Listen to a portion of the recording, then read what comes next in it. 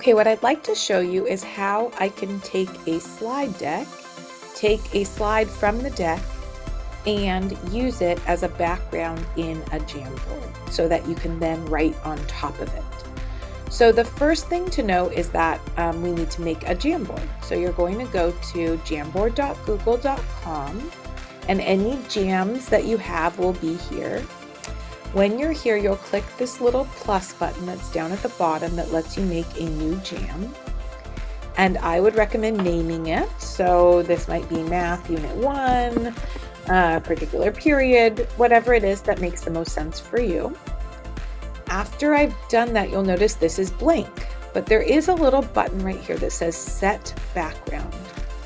This allows you to set the background. A background, when I'm using all the tools that we'll go over in a minute, the background will not move. You cannot touch it. So there are set backgrounds that are here if you ever need to use them. There are graphing paper. You could also bring in an image, and so that's what we're about to do. So there are a variety of pieces that are here if you want to use these, but if you want to use something from slides, so if you have a lesson that you have done, maybe you have a Pear deck that you've done, and you then want to bring in the slides that have what students have been working on, and you want to guide them through how to do it live in class, and you want the ability to draw on it, there are many ways to do it, but one way is in Jamboard. So one of the benefits to being in slides is I can go in here to File. Let me get on the slide that I want. You go to Download, and I need to download it as a picture file. I use PNG often. It allows me more flexibility with what you can do with an image if you ever need to remove background. So that's just my habit, but you'll download it as a picture file. The picture file options are JPEG and PNG. So you'll download it, and you'll notice on my computer, a Mac, it's going right down here to the bottom. It's also going to my downloads folder. So depending on your device, you'll need to know where your images go. And then I'm going to go to my next slide. I want at least, let's say 3 or 4 for this that I would be reviewing with students. And I'm going to simply click on each individual slide, go to File, Download, PNG. And then I will do, let's find one more that has some pieces on it. Here we go. I'm going to go to Download once again, PNG. So now I have 4 separate picture files. I'm going to go back into Jamboard, and I'm going to change this from being lined paper. I'm going to click on Set Background, click on the image box, and then I can simply drag it. If you have it here, if you don't have that option, you can always browse and find your downloads folder where your image went. I'm dragging that in, and here it is. It's now the background of that slide.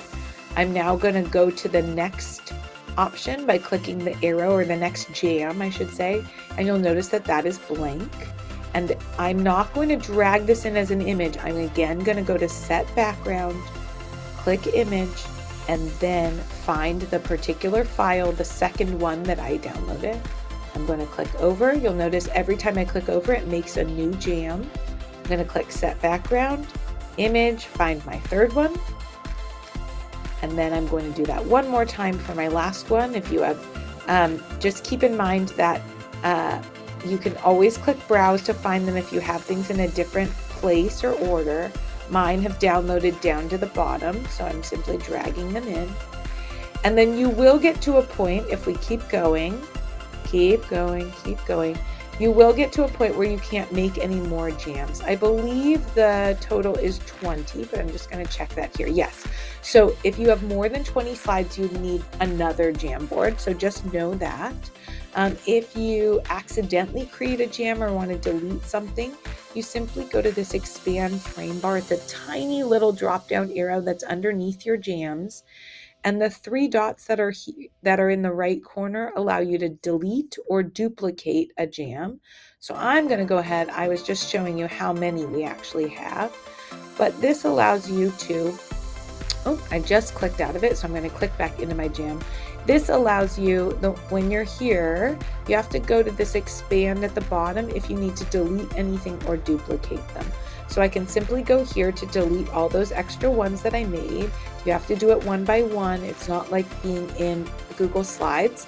But this allows you, the benefit here is if this is, since this is a background, we can draw on top of it and nothing moves on this. So if there is something, let's say you have a particular math problem that you're wanting to show multiple ways to do it. So we're going to pretend like this slide that says Crystal has a math problem on it. I can simply go to these three dots and I can click duplicate, and then I could have different jams where I show the same problem twice and different ways to approach that problem.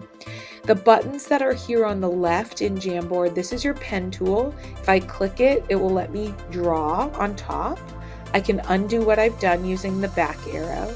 I can hard press on the pen and it brings up different options, a marker, a highlighter, a brush, and I can have different colors.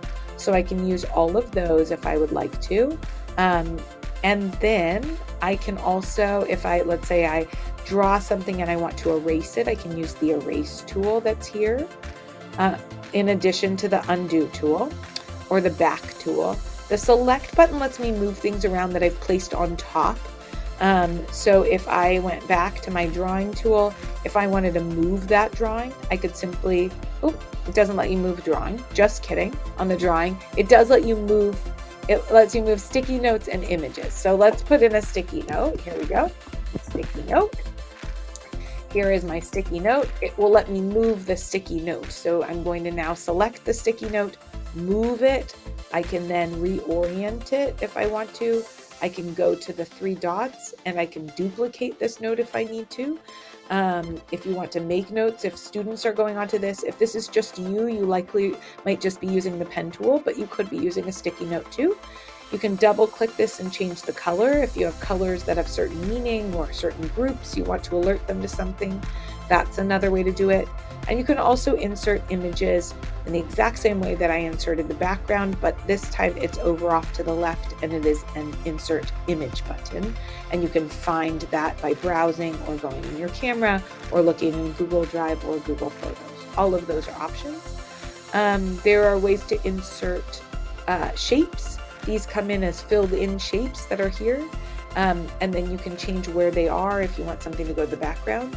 If you want to make a circle around something, I recommend using the pen tool or the marker tool. And then you can also add a text box, so I can type directly on top of here, not being inside of a sticky note. And then the last is the laser button.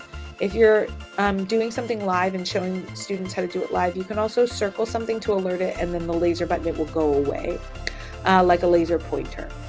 So that's how you insert a slide as an image file and set the background. Now, just keep in mind, right, I cannot move anything that's on the background. I can move the things, the items that I have placed on top of it. If you are then needing to write on here using your pen tool, you could simply write here 2 times 2, whatever it is that you are showing how to do it. If you have a stylus, it's going to make it a lot easier to see. After you're done with a Jamboard, you can then go into the share button. You can share it. You can share it in Google Classroom like you can anything else. If you want students to just be able to view what you have written, you can share it here for them as viewer. If you want them to be on the Jamboard, then you would make them editors on that Jamboard. And then don't forget that you can present it when you are presenting. You can present it when you're there simply by going, as opposed to this present to meeting button, that will make it big, just like when you present a slide deck.